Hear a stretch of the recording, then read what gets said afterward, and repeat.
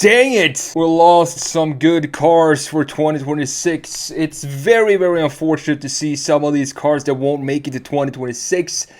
But at the same time, there are some of these cars that I actually am very, very happy that they are getting off the market. There is one specific car that I definitely I never understood why it was produced in the first place. We're going to have a look at this entire list from Motor One. I saw this article. I thought it was a pretty interesting article to see which cars are actually dying off for 2026 and which ones are still, in production. So let's jump in here, and then I want to talk about, I'm going to jump into Photoshop. We got to have a little bit of a Photoshop section in this video. So we're going to talk about coupe SUVs, specifically one really good example of how to make a coupe SUV not look like it's understeering as soon as you turn the wheel because of the front heaviness, and one horrible, absolutely horrible example of coupe SUVs. You might know which ones I'm talking about if you watched my videos before, but we're gonna go through that later on. So RIP, these cars won't make it to 2026. Unfortunately, we have some very, very nice cars here.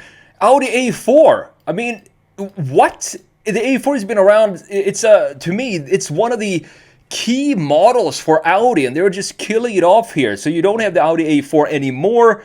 The nameplate, the name isn't. Hold on. Technically speaking, the Audi A4 name isn't dead, as a brand streamlines part of ongoing electrification efforts. The Gas A5 will replace the Gas A4. I still want to see the A5 be more of a sportback design. And then you have the A5 being this proper Audi sedan, small size sedan, fun size sedan that we want to see continue. But unfortunately, that's not going to happen. So the Audi A4 is dead. It did have a $45,395 starting price with a turbocharged 2-liter 4-cylinder engine. I love this car. It's a great car to drive. And the interior for this, the new A5 interior, has nothing on the previous generation, this type of interior that we have in these generations. Some of the best interiors Audi has ever made. Next up is the BMW X4. I mean, I don't care if this goes away, because, I mean, look at it. It's not a pretty design in any way whatsoever. Look at the graphics in the front end. This looks like a industrial design boomerang in the front. Just a randomly placed black graphics in the front that I have no idea what is it doing here, and why is it sticking up to this level? Why isn't it in line with the rest of the lower graphics here, for example? And why is it so static? It has two parallel lines here, two parallel lines here. It's just a horrible looking BMW. And then on top of that, it is a coupe SUV. This one definitely looks front heavy, and I would 100% go for the X3 model, which actually looks decent, even though the front graphics are still the same. So BMW will reportedly kill the X4 after the 2025 model year. Don't worry, you still have the new X2 crossover coupe to fill its awkward shoes. Now, the X2 coupe, the new one crossover, is not much, honestly, not much better than the X4. So this is pretty sad to see. The BMW 8 Series is gone for 2025, after 2025. Introduced in 2018, it's still the best looking BMW by far in production today. Pretty sad to see this go, and I don't think BMW has a replacement, and even if it did have a replacement, it's not going to look as good as this one. That's just 100% certain of that. You can see the BMW M8 Competition also going away. Great vehicle. The gearbox sounds like a subwoofer boom every time it shifts gear.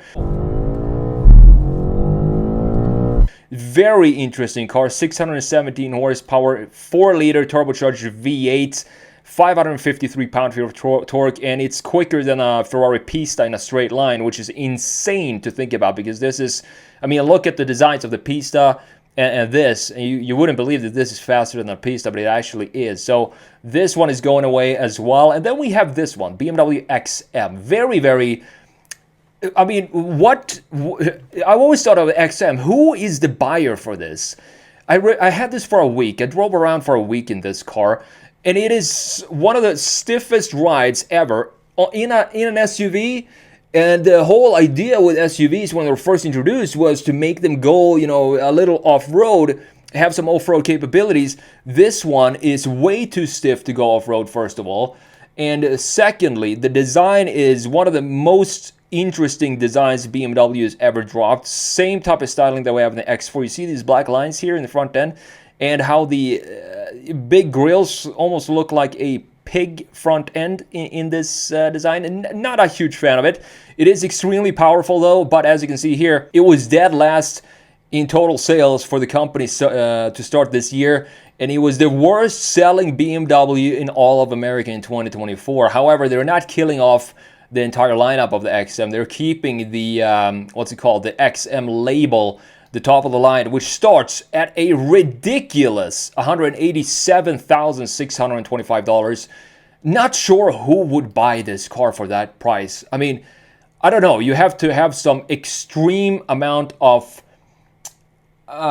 spare change if you want to spend your money on this type of vehicle for that price. So this is pretty sad to see. This is honestly one of the best looking small SUVs in the market, in my opinion. Cadillac XT4. I've always been a fan of this design.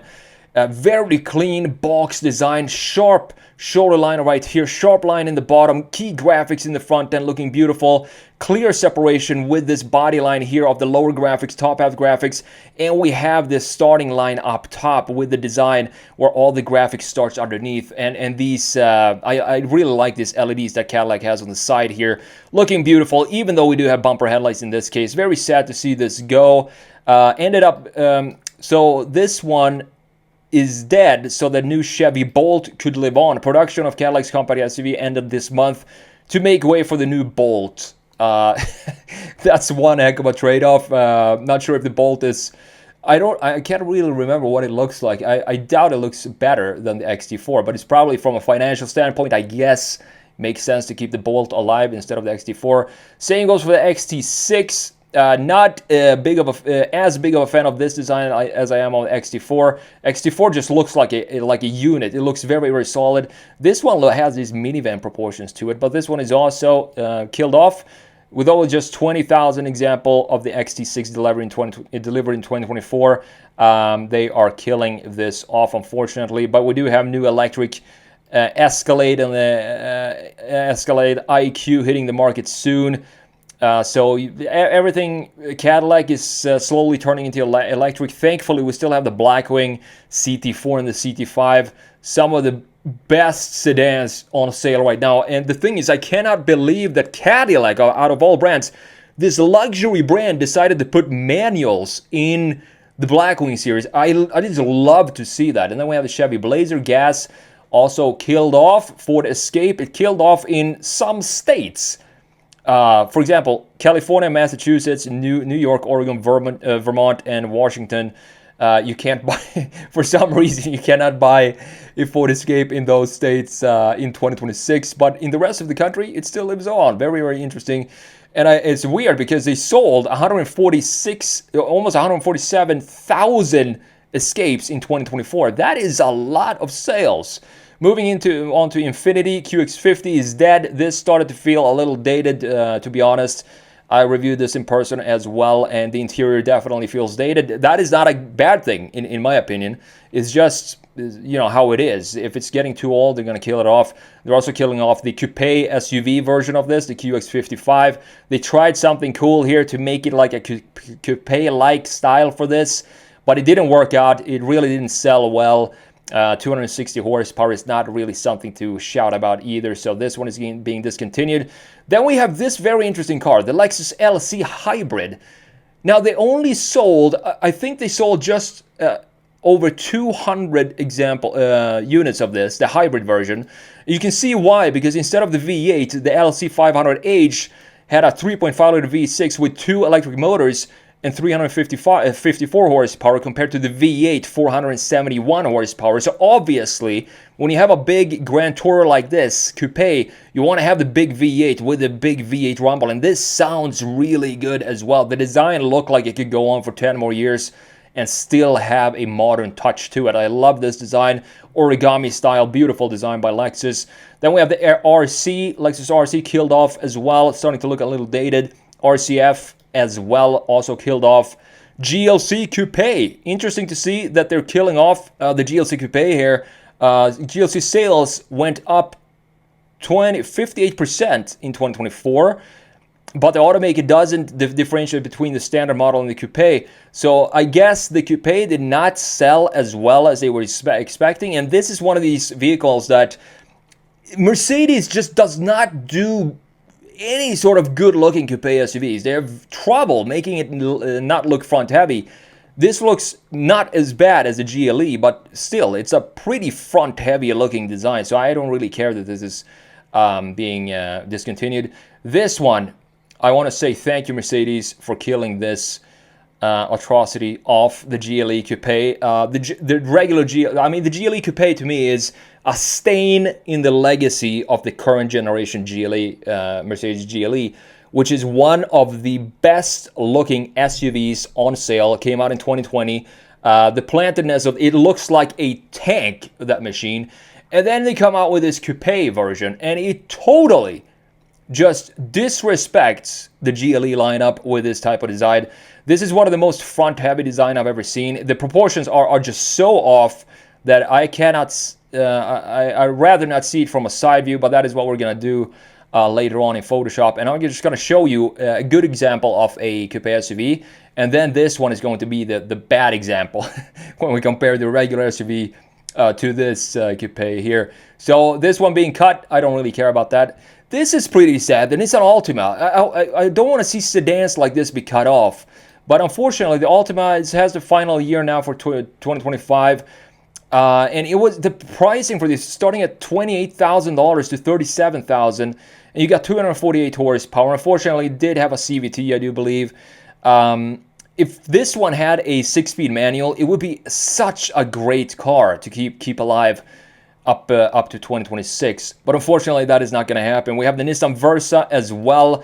Sad to see this go. I really like the Versa. It's a cool little car. 718 Boxster. This is going to be, I don't want to say make or break car for Porsche, because they do have their SUVs now, the Cayenne and the Macan as well, which brings in the majority of the revenue. But having this, switching this out to an EV, which they are going to do, is going to be one heck of a risk for Porsche, and I cannot wait to see how the reception is going to be for that. Same goes for the 718 Cayman. Also, removing the internal combustion engine setup here and turning it into an EV. It just blows my mind, because these are some of the best driver cars out there. Then we have the Porsche Macan is also being ditched. The ICE Macan goes away with the arrival of the new Macan EV. But as they say here, I've heard rumors that they're actually going to take the same styling as we have on the Macan EV and turn it into an internal combustion engine version as well. I think that is a good idea. If they want to bring in the same revenue as this generation of Macan did, which was an insane seller for Porsche. Subaru Legacy also going away. Sad to see that, because it is a sedan.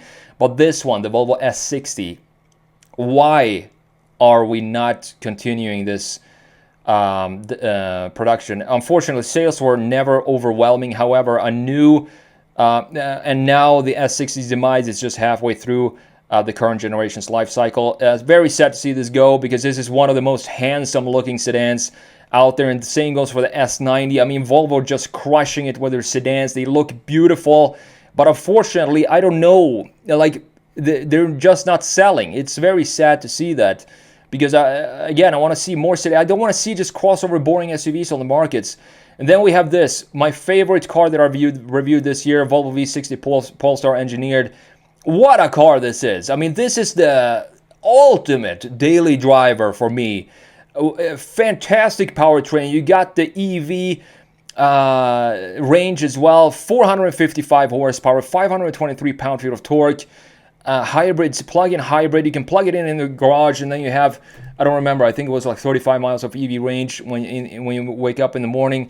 But again, this was not just selling as well here, but it's one of the best looking wagons out there for sure. Let me know which one you're happy about going away and which one you wish could stay. For me, it's the Volvos and the Porsche 718 and the 718 Boxster. I really want to see those continue living on. But let's jump in Photoshop here, because I want to quickly show you, if we have time here, the comparison between the Mercedes GLE Coupe and the SUV, and then the Porsche Cayenne, which is a good example of how to design a coupe SUV, even though I still prefer the regular Cayenne. Now, looking at the GLE up top, this one being the introduction model from 2020, I mean, this is the proportions that I want to see in SUVs. Solid proportion. The line flow is on point here as well. Wheel design, I do prefer the multi-spoke wheels that we have for the GLE. I don't know if you've seen it, but those wheels on this design look beautiful,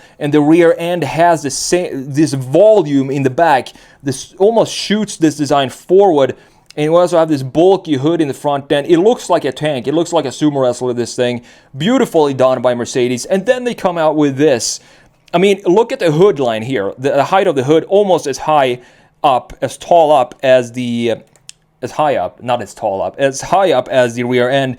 And when we remove all this mass in the rear, it just 100% ruins everything that I love about the GLE, and it turns it into a extremely front-heavy design that does not look proportionally correct. It looks like it looks like, I don't know what. It looks like it has some sort of a disease that it has to amputate a part of its body in the back. It's just not working for me. So that is the reason why I really don't care if they're going to ditch the GLE Coupe for 2025. I'm actually pretty happy to see that it's going away. Now look at the Porsche real quick here. This is a, I don't know. Honestly, now when I look at them, I'm honestly not sure if I prefer the regular SUV over the coupe SUV in this case, because this looks so good and it looks so much more like a Porsche than the regular Cayenne up here, because now we still have the volumes like we have in the GLE, but you know, with the Porsche fluidity and the volumes that we have, it feels more natural even in a coupe state to have it in a coupe SUV with this sloping roofline here. So this is a great example of how you can design a coupe SUV and actually make the proportions look great. So great job by Porsche. But to take away from this video, it feels like we're still moving more towards crossover SUVs and less wagons and sedans on the roads for 2026. I really hope the trend of that will change for 2027.